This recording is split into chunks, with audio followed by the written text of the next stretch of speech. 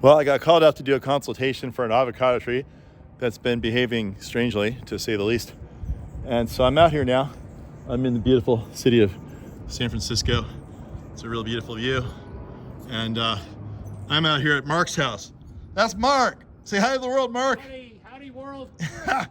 Mark, I'm about to explain something to the world that I've never seen in an avocado tree before. I'm all ears. And then we're gonna post this on the online, and then we're gonna hope that somebody that's even more expert than me is gonna comment on it. Okay. So, what we've got going on here is this avocado. Mark, how old is this tree? Oh, 40, 50 years old at least. 40, 50 years old. All right, and then it was here when you moved here, right? It was here when I moved in '84, but it was much smaller. Right, much smaller. As you can see, I'm risking my life going up this tree because I'm just too darn curious about what's going on. So what's interesting is that it's been dying back, and Mark told me that it virtually looked like it was dead, but lo and behold, you get some new sprouts coming out, not nearly as much as what we'd want, but certainly better than dead. You can see the sprouts that are coming out are really, really beautiful. So I told Mark you could stump this thing all the way down to the ground, and the groves, when they get this big, they always cut them down, let them start over to get all the nutrients down low. These trees get really tall. They kind of lose all of their momentum of pushing up the nutrients all the way to the top. You can imagine how hard it is to push water and nutrients all the way up from where Mark is standing, and they're getting pumped out of the ground.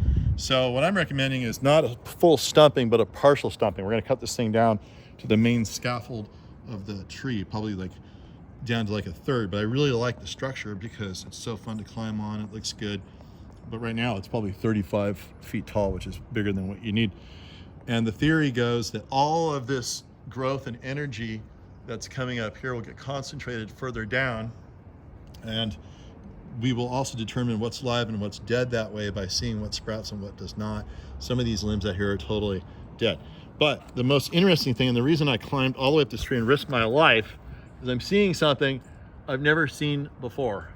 Can anyone notice anything different about this tree? I'm a little afraid to climb over there. I might really die. Look at this little basket. It's a hanging basket. See that hanging basket? That's a hanging basket of avocado foliage, which is completely mutated and created like a, I don't even know what you want to call it, like a crazy, a cluster F, if you get my drift. But anyway, I'm gonna try to get as close as I can and video this here because this is, wait, did I lose it? Yeah, right there, look at that. What I wanna know from the world, all you avocado geeks out there all over the world, I've never seen this. Have you guys seen this like cluster, hanging cluster of foliage cluster? I should probably look, I think this is a phenomenon that could happen. I've seen it in pine trees before, do weird things. But I've never seen it in an avocado tree where it's just dangling off and creating this real dense, crazy structure. As far as I can tell, let's see if I can zoom out. I don't want to die. This is really, really precarious up here. And you can see this limb here. Maybe I could get out there, maybe I can't, but I'm not gonna try. But look at the dangler. That is incredible. Look at that thing, that big cluster there. Here, I'm gonna dangle it. Do one more zoom for you guys to get a good look at it. I'll give it a little shake, shake, shake, shake, shake, shake, shake. And it almost looks like you could root those sections or something, but it must be some kind of mutation or I don't know. Anyway, let's get some comments going. You can tell poor Mark what's going on with this tree, but I'm gonna recommend we cut this thing down, force all this growth down lower, and hopefully we resurrect this tree. Of course, we're gonna fertilize it and give it good cultural care anyway. Maybe some mycorrhizae. There's probably already kind of good stuff in the ground after all these years. It looks like a really, really good biotic zone in his garden here. So, but anyway, I wanna know mostly about that little cluster bomb right there. What the heck? What is that? I've seen a lot of avocado trees, never seen anything like that before. Okay, so in the wintertime, sometimes you don't notice things because they don't have leaves on, but then you notice the trunk and you think, aha. Well, look, so this tree here is dying back, and we're trying to figure out why, strangely. And what's interesting about it is it's dying more on the left side than the right. And of course, that's closer to this tree over here. Well, why is that significant? Well, let me tell you. Let me tell you, Mark. Okay, tell me. You ready? I'm ready. I'm going to hit you hard. Okay. That tree is trying to kill your avocado tree, I think. I think so. You know why? There's only so much water in the ground and they doesn't want to share? No, wrong. You give up? I give up. Who glown? Who what? Who glown? Who what? What? Juglone.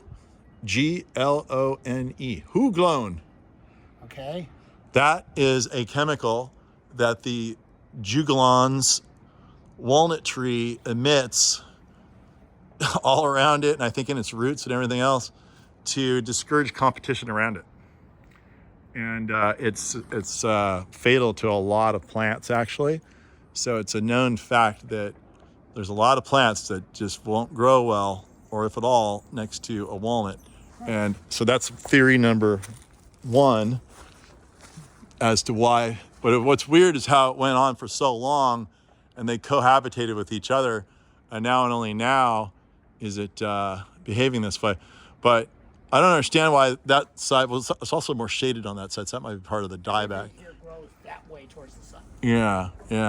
But anyway, it's another part of the theory. It could be that tree over there is emitting these chemicals that are hurting your tree, but it could be that that's just a coincidental fact that it's dying next to it. But anyway, the most interesting thing of all, though, is that cluster. You see that cluster? There, where is it? It's right up there somewhere. Right up in there, I think. Right up in there. Yeah, the cluster. Yeah, right there. Anyway, let us know what the cluster is. Let us know anybody who's growing big avocado trees right next to really big walnut trees with success or failure. We want to know about that too. Let's hear some comments. Because Mark needs to know. I do need to know.